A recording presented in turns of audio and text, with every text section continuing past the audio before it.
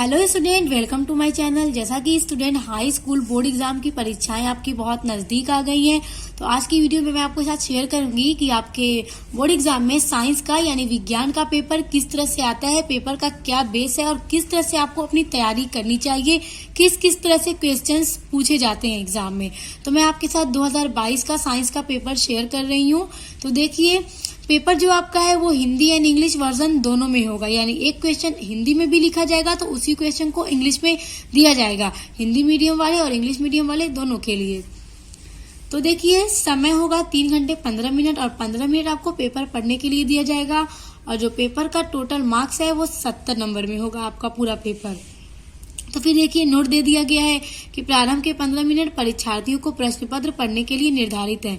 फिर वही note English में दे दिया गया है, ठीक ना। First 15 minutes are allotted for the candidates to read the question paper. तो देखिए, वही चीज आपको इंग्लिश में दी जा रही है। फिर निर्देश दिया जा रहा है, सबसे पहले यह प्रश्न पत्र 3 खंडों क, ख एवं ग में विभाजित है। तो इसी तरह आपके पेपर में भी दिया जाएगा, तो इसलिए सबसे पहले आपको निर्देश पढ़ना मस्ट इम्पॉर्टेंट है। तो देखिए, आपका जो पेपर है वो 3 भागों में बटा होगा, क, ख और ग। तो आपका फिजिक्स, केमिस्ट्री और बायोलॉजी तीनों अलग अलग पार्ट्स में डिवाइड है, क, ख और ग में। उसके बाद देखिए, प्रत्येक खंड का पहला प्रश्न बहुविकल्पीय है, यानी आपके खंड क, ख और ग में तीनों में जो पहला प्रश्न होगा वो बहुविकल्पीय होगा, जिसमें 4 विकल्प दिए जाएंगे आपको और उसमें से सही विकल्प छांट करके जो उसका सही आंसर होगा अपने उत्तर पुस्तिका में यानी आपको अपनी नोटबुक में कॉपी में लिखना होगा। उसके बाद तीसरा है, देखिए, प्रत्येक खंड के सभी प्रश्न एक साथ करना आवश्यक है। प्रत्येक खंड नए पृष्ठ से आरंभ किया जाए, यानी कि जितने भी खंड हैं आपके क, ख एवं ग सभी के प्रश्न को आपको एक साथ करना आवश्यक है, जरूरी है। और प्रत्येक खंड नए पृष्ठ से आरंभ किया जाए, पृष्ठ यानी पेज से, यानी हर एक खंड के क्वेश्चन को आप नए पेज से आरंभ करें, शुरू करें। फिर देखिए, आपका चौथा निर्देश दिया जा रहा है, सभी प्रश्न करना अनिवार्य है, यानी आपके पेपर में जितना भी प्रश्न दिया गया है सब करना आपको अनिवार्य है। उसके बाद देखिए, 5वां है, प्रश्नों के निर्धारित अंक उनके सम्मुख दिए गए हैं, यानी जिस भी क्वेश्चन का जितना मार्क्स है उसी क्वेश्चन के सामने दे दिया गया है। उसके बाद है, आवश्यकता अनुसार अपने उत्तरों की पुष्टि स्वच्छ एवं नामांकित चित्रों तथा रासायनिक समीकरण द्वारा कीजिए, यानी जहां जहां जिस तरह से आवश्यकता है, यानी कि पेपर में जिस तरह से आपको क्वेश्चन करने के लिए कहा जा रहा है, यानी अगर फिगर आ गया है आपको बनाने के लिए या कोई सूत्र है तो आप उसको सही से स्वच्छ यानी क्लियर अच्छा बनाइए। फिर देखिए, जो निर्देश हमने अभी हिंदी में पढ़े हैं वही अब इंस्ट्रक्शंस आपको इंग्लिश में दे दिया जा रहा है, सेम वही चीज, ताकि इंग्लिश वाले इंग्लिश में पढ़ सकें। तो सेम वही चीज है जो हमने हिंदी में पढ़ी है। तो चलिए आप खंड क आपका देखते हैं। आपका खंड क है, यानी पार्ट 1। देखिए स्टूडेंट, हर क्वेश्चन आपका हिंदी में भी होगा और इंग्लिश में भी होगा। तो खंड क का पहला है बहुविकल्पीय। तो बहुविकल्पीय में देखिए, ख, क, ग इस तरह से दिए जाएंगे। पहला है, दर्पण के फोकस पर रखी वस्तु का प्रतिबिंब बनता है। तो देखिए, 4 ऑप्शन दिए गए हैं। अब इसमें से जो सही है वो आपको छांट कर अपने उत्तर पुस्तिका में लिखना है। तो ये आपके फिजिक्स का है, ठीक ना। तो देखिए, अवतल दर्पण के फोकस पर रखने से जो प्रतिबिंब बनता है वो अनंत पर बनता है, ठीक। उसके बाद ख है, निम्न में दिए गए माध्यमों में प्रकाश की चाल न्यूनतम होती है। तो देखिए, आपके जो भी क्वेश्चंस आपके खंड क में दिए जा रहे हैं वो सब आपके फिजिक्स के क्वेश्चंस दिए जा रहे हैं। तो बहुविकल्पीय में इसी तरह आपके फिजिक्स के क्वेश्चन दिए जाएंगे। उसके बाद तीसरा है, 5 ओम प्रतिरोध तार को 5 बराबर टुकड़ों में काटने पर प्रत्येक टुकड़े का प्रतिरोध होगा। तो देखिए, 4 ऑप्शन दिए गए हैं स्टूडेंट। अब इसमें जो सही है वो छांट करके लिखना रहेगा। तो वैसे तो इसका सही आंसर है 1 ओम, ठीक। तो देखिए, अब घ है आपका वैद्युत शक्ति का मात्रक होता है। तो अब देखिए, फिर 4 ऑप्शन दे दिया गया। अब जो सही है वो छांट करके लिखना है। तो वैद्युत शक्ति का मात्रक वॉट होता है, इसका सही उत्तर ये है स्टूडेंट। तो देखिए, अब यही आपके क्वेश्चन नंबर 1 में क, ख, ग, घ दिए गए हैं बहुविकल्पीय। अब वही सेम इंग्लिश में दिए जा रहे हैं, सेम वही क्वेश्चन है, बस इंग्लिश में है। उसके बाद देखिए, क्वेश्चन 2। अब 2 में भी आपको क, ख, ग इस तरह से क्वेश्चन दिए जाएंगे। तो पहला बहुविकल्पीय हो गया। दूसरा आपका यहाँ पे देखिए कोई निर्देश, कोई इंस्ट्रक्शन नहीं दिया है। वैसे आप इसका मार्क्स देख के समझ जाइए स्टूडेंट की 2 नंबर का एक क्वेश्चन है, तो आपका ये अति लघु उत्तरीय प्रश्न है, यानी अति लघु वेरी शॉर्ट। तो इसमें भी देखिए क है वाहनों के उत्तल दर्पण का उपयोग क्यों किया जाता है, और ख है एक अवतल लेंस की फोकस दूरी 30 सेंटीमीटर है, वस्तु को लेंस से कितनी दूरी पर रखें जिससे वस्तु का प्रतिबिंब लेंस से 20 सेंटीमीटर की दूरी पर बने। तो स्टूडेंट इस तरह के क्वेश्चंस एग्जाम में पूछे जाते हैं आपके फिजिक्स के, इसलिए इस तरह के क्वेश्चंस की आप लोग तैयारी अच्छी करिएगा। उसके बाद ग है निकट दृष्टि दोष क्या होता है, इसका निवारण कैसे होता है। तो इसी तरह से आपसे फिजिक्स के क्वेश्चंस अति लघु में पूछे जाएंगे। आप देखिए इसके बाद यही क्वेश्चंस अब इंग्लिश में दिया गया है, यानी क्वेश्चन नंबर 2 जो अभी हमने हिंदी में देखा, अब वही क्वेश्चंस तीनों ABC जो क ख ग था अब वही इंग्लिश में दे दिया गया है। उसके बाद आता है आपका क्वेश्चन नंबर 3। तो क्वेश्चन नंबर 3 में आपका क है एक अवतल दर्पण से वस्तु का प्रतिबिंब वास्तविक तथा बड़ा बनाने के लिए वस्तु की स्थिति किरण आरेख में दिखाइए। तो देखिए अब इसी क में क्वेश्चन नंबर 3 के क में अथवा लगा है। एक उत्तल लेंस से वस्तु का आभासी प्रतिबिंब बनता है, किरण आरेख से समझाइए। तो अब 3 के क में 2 क्वेश्चन दिए जा रहे हैं अथवा लगा करके।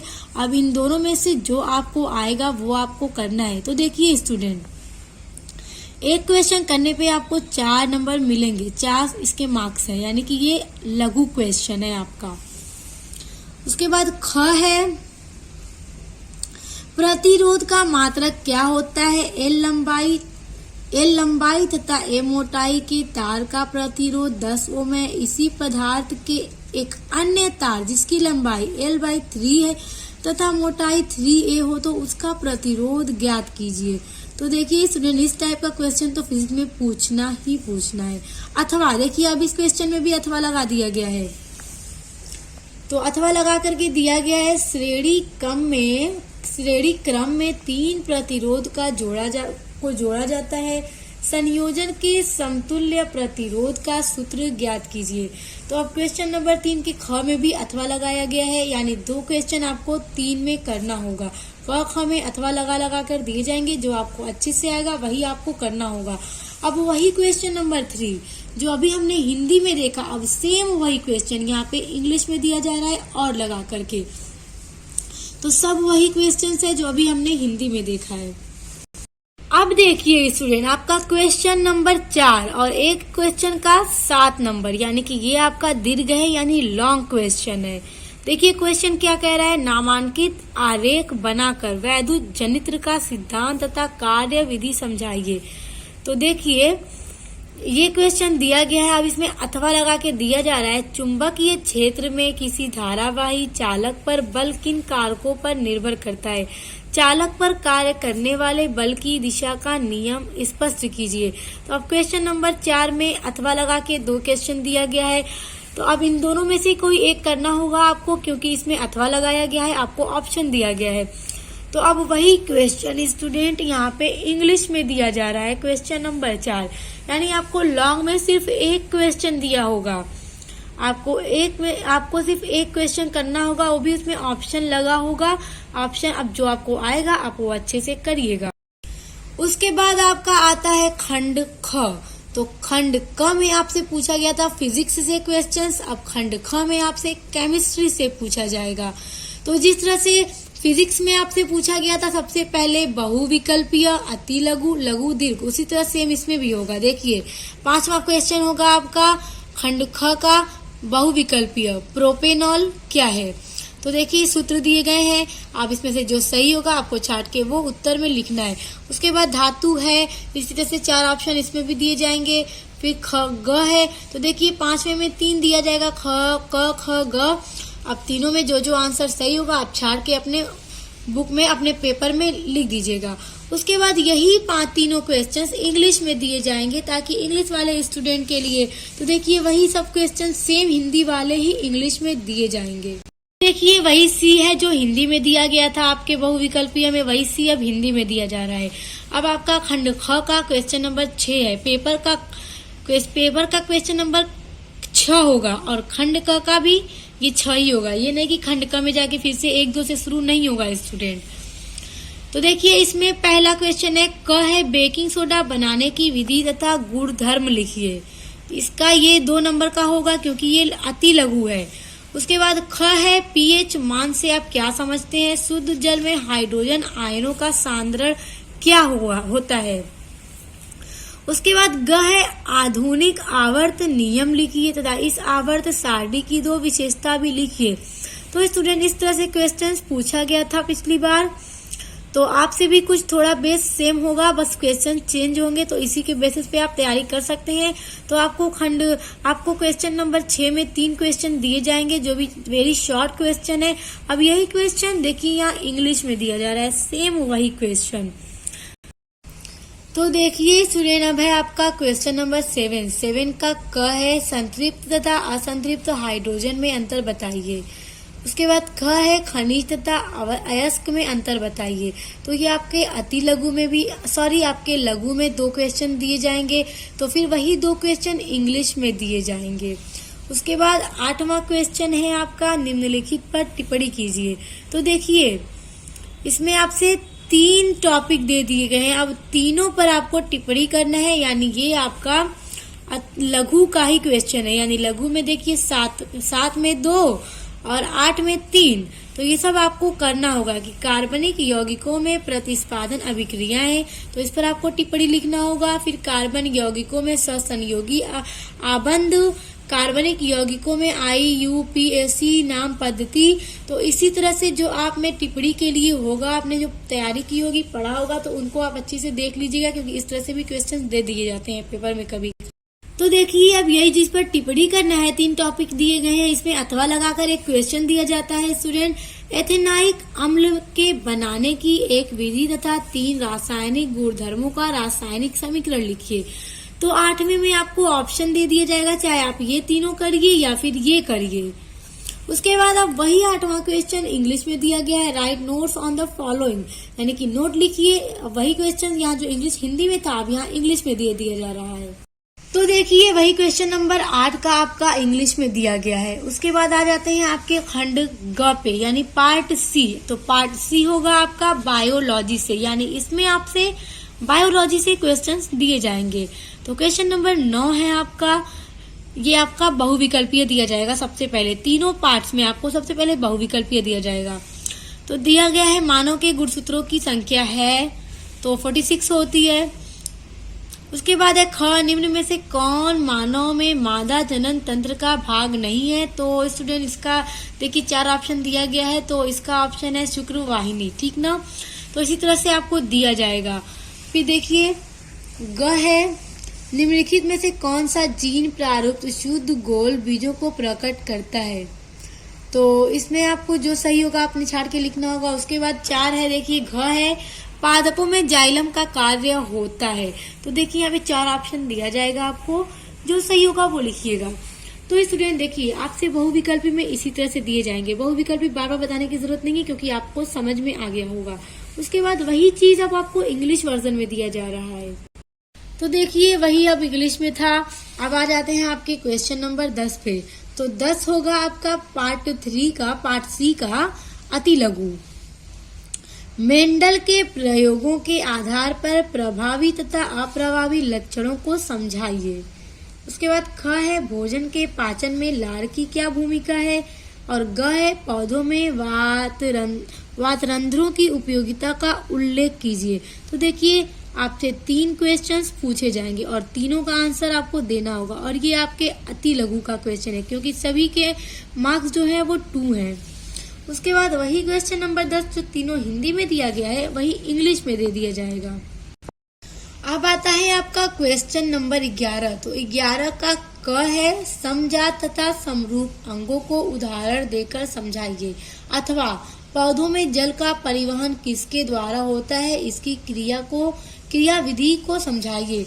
तो क्वेश्चन नंबर 11 में क में आपको 2 क्वेश्चन दिए जाएंगे जिसमें अथवा लगा होगा। तो जो आपको आएगा आपको वही करना होगा।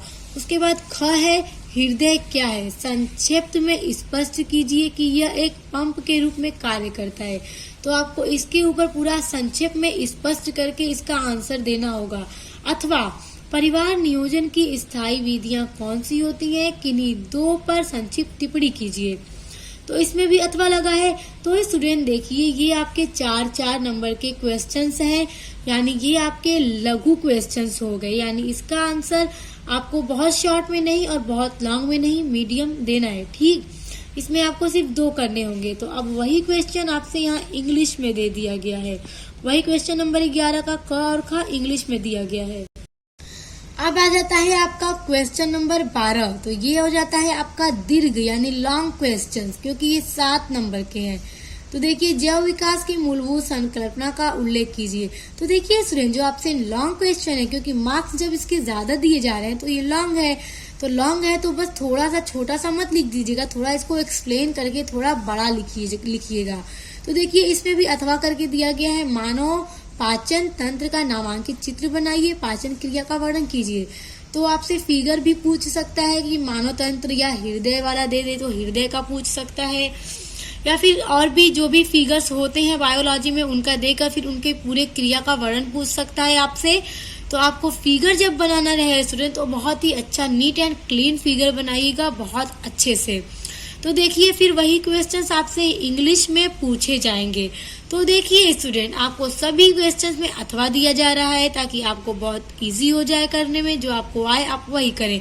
तो आपके खंड क, ख और ग में सेम क्वेश्चन पूछे जाएंगे। पहले बहुविकल्पीय, फिर अति लघु, लघु और दीर्घ।